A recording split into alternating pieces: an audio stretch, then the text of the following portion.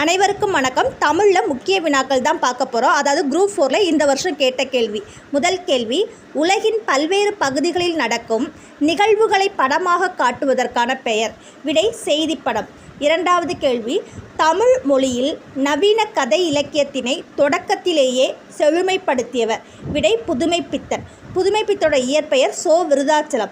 அதாவது புதுமைப்பித்தனுக்கும் ஜெயகாந்தனுக்கும் ஒரு ஒற்றுமை இருக்குது. என்ன அப்படின்னா, அவங்க ரெண்டு பேரையுமே சிறுகதை மன்னன் சொல்லி அழைப்பாங்க.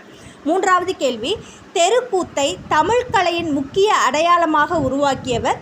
விடை நா. முத்துசாமி. இவரோட சிறப்பு பெயர் கலைஞாயிறு.